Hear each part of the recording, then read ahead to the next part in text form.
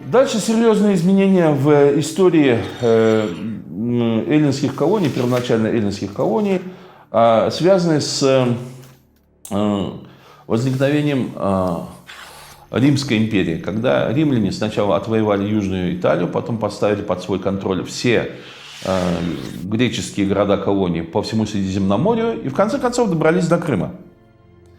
Но это где-то совпало с эпохой появления христианства и в том числе появление его и в Крыму. Римляне, которые присутствовали в Крыму, никогда не были многочисленными, как, собственно, и сами херсонеситы, потому что когда сейчас в литературе называются какие-то такие среднепотолочные цифры относительно населения греческих колоний, я всегда задумываюсь над тем, не просто сколько людей может поместиться на гектаре земли, а то, насколько гектар земли, где они живут, способен их содержать.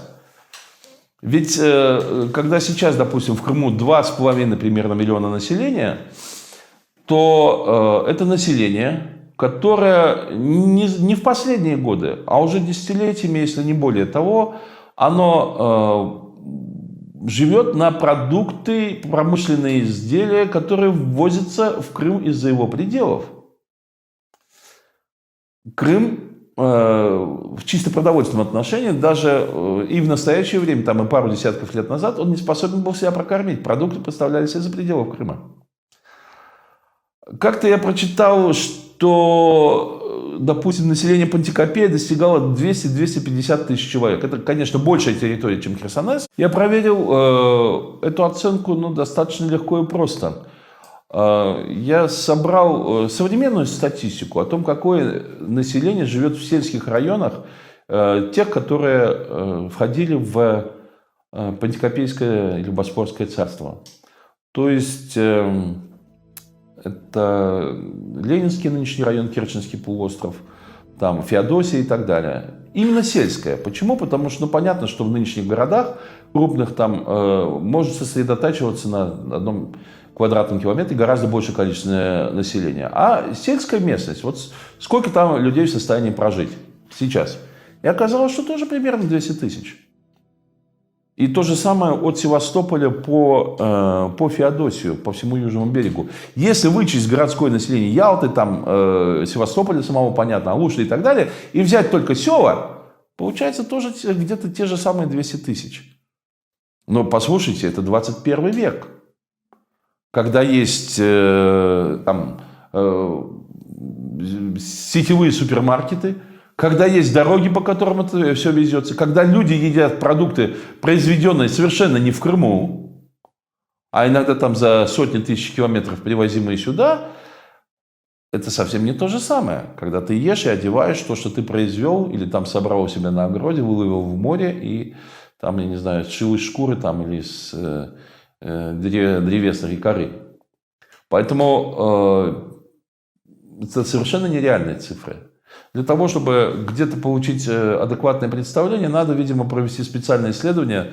Оно, в общем-то, подъемное. Надо оценить наличие сельскохозяйственных земель в Крыму, где-то примерно от Севастополя до Керчи, способность их производить то или иное количество продуктов, те культуры, которые там могут выращиваться, потому что понятно, что не на каждом участке можно растить все, что угодно. Надо учесть, что пшеница, вообще-то говоря, и ячмень – это культуры, которые, скорее всего, сюда пришли с эллинами, потому что Северное Причерноморье долгое время не было сельскохозяйственной зоны, а это культуры южные. Месопотамия, Египет, где много солнца, где много воды. Крым не из этих мест. И земледелие здесь всегда такое, зерновое земледелие всегда было очень рискованное и недостаточное. И просто разделить, исходя из того, что средняя потребность человека в калориях, если брать мужчину, это в древности, в средние века 3000 калорий в день, в наше время 2500 калорий. Был ли производимый или хотя бы потенциально возможный к производству продукт достигал ли тех размеров, чтобы прокормить какое-то количество населения. При этом надо иметь в виду, что есть еще фуражное зерно, есть еще неурожаи, что сама урожайность этих культур в ту эпоху была достаточно низкой. Не 16 центнеров с гектара, уж точно не 50. Вот, а так, как говорили, сам 2, сам 3. И только после этого можно будет говорить о том, какое примерно население жило здесь могло жить. Тем более, что часть населения была занята в ремесле, часть там в администрации, военной и всякое такое. Поэтому я думаю, что население и Херсонеса, и других эллинских колоний, Пантикопея, кстати, Пантикопея один из вариантов. Я не совсем уверен, что это так, но уж очень действительно ложится на слух. Ну, Понт — это понятно, Понт — это греческое Эллинское море, а Капо — это ворота, проход. И это буквально описание Керченского пролива. Это тот самый случай, когда географическое название может состоять из элементов, пришедших из разных языков. Опять-таки, если киммерийцы и скифы — это тюрки, то это достаточно легко объясняется. Это точно так же интеграция этих языков, эллинского и местных языков, воплощающихся в новых географических названиях. Мы с этим еще будем сталкиваться при более поздней истории Крыма.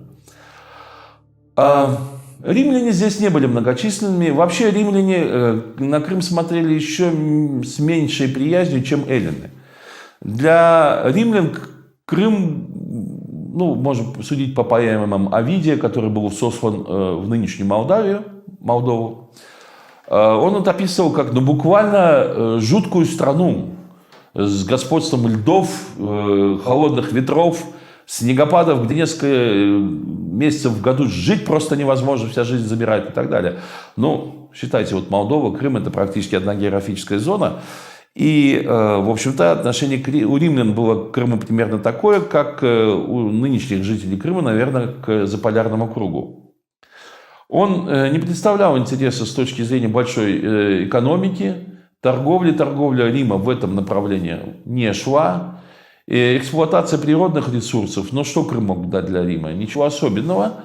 Можно было, опять-таки, продвинуться на север, попытаться завоевать какие-то территории, но в отличие от Европы, где жило оседлое население, которое легко было при военной победе захватить в рабство, обратить в рабов, в степном Крыму, в Причерноморье римляне имели дело с кочевниками, с которыми, во-первых, было гораздо труднее воевать, чем с галлами, допустим, или кельтами, даже с германцами на открытых пространствах. А во-вторых, смысл? Смысл. То есть мы хотим захватить 100 километров вперед. Хорошо, идите. Армия кочевников отступает. Вы прошли 100 километров, потоптались дальше. Дальше, если вы собираетесь это закрепить, значит, вам нужно строить крепость там. И смысл? Что вы будете делать в этой пустоте на 100, тем более на 200, тем более на 300 километров? Поэтому римляне не очень рвались тут на север, но они держали свои укрепленные посты после того, как бы дело престижа было, дело наблюдения за Черным морем, все-таки гарантии каких-то торговых отношений. Здесь стояло два легиона. В разные римские времена это было от 5 до 6 тысяч человек. Ну, там со всякими служащими, служанками, маркетантками, я не знаю, там, и всякими такими, ну, пусть 15 тысяч. Они пришли в Крым, разместились в Херсонесе, частично в Боспоре, построили несколько укреплений, в том числе на мысе Айтадор. Причем, что интересно, крепость на мысе Айтадор, вернее, форт такой, он был направлен не столько на Крым, потому что Крыма из него было не видно, это горы, леса и все, сколько акватории Черного моря. Чей-то флот появлялся, если в Черном море, он за сутки примерно в хорошую погоду был виден до того, как подойдет к берегам Крыма. Таким образом, римляне обеспечили скорее свой тыл, потому что там была Малая Азия, там постоянно шли какие-то войны, какие-то конкуренции с другими государствами и так далее. Но это полдела. Была построена военная тропа легионеров от Айтадора до Херсонеса. Это, кстати, было очень интересно, потому что вообще крымская архитектура и культура во многом повторяли или там где-то доразвивали эллинскую культуру, в том числе и пантеон римский, то есть Зевс, Юпитер там. Но в некоторых случаях римляне были оригинальны. Например, до сих пор в Европе сохранились римские военные дороги. Что это такое? Мостовые. Но если кто-то думает, что мостовая – это вот камень, выложенный поверху, нет. Это где-то 5-6 метров глубины. Сначала ров, потом разного рода подсыпки, очень сложная, которые обеспечили уход воды, чтобы дорога не размокала, не развозилась и так далее. И в конце концов вот более-менее полированная там, или выглаженная брусчатка. Что это давало римлянам? С современной точки зрения это казалось бы интересно, но примитивно. А нет. Дело в том, что, покрыв Европу, в том числе и Крым, сетью вот этих дорог, римляне получили огромное преимущество перед другими, внимание, пешими варварами. Еще раз подчеркиваю, пешими варварами. Потому что пока германский отряд сквозь леса и буераки, там, или кельтский, шел по кустам и так далее с одной скоростью, римский легион или когорта по своей дороге делала в 2-3 раза расстояние больше. Это давало римлянам огромную маневренность, возможность подвозить там подкрепления, материалы, отступать организованно и так далее. Это давало огромный перевес в войне, в постоянно текущей войне Рима с варварами. Но, с другой стороны, если посмотреть на сами римские легионы вот этой поры, первые 2 столетия нашей эры, то выяснится, что за пределами Рима, в общем-то, уже римлян в них-то было и маловато. В солдаты легионов в основном включали варваров, потому что сами римляне к этому времени просто либо погибли в боях, либо разбогатели, либо распространились по империи. Людей не хватало, мужчин не хватало.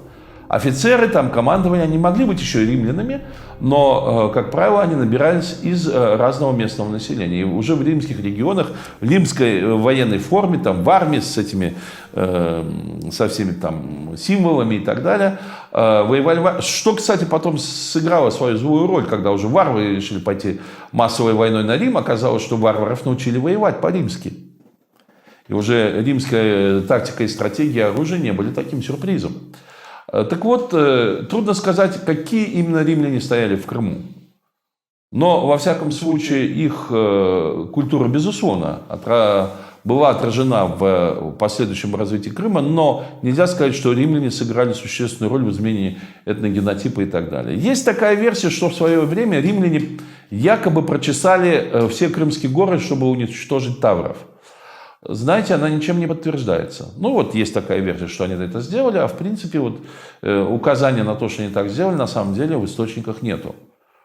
И опять-таки вставал вопрос, а зачем бы это римлянам было нужно? Потому что то, что им нужно было контролировать, побережье, там, порты, они это делали. А гоняться за таврами по нынешнему Крымскому горно-лесному заповеднику, где, в общем-то, не развернуть боевые порядки невозможно, очень сомнительно. Какие-то столкновения между местными и римлянами, конечно, уже происходили, но это, знаете, как всю средневековую Европу. Когда человек выходил из дома, сходить в соседний город, он обязательно брал с собой меч, потому что неизвестно, что его по дороге ждало.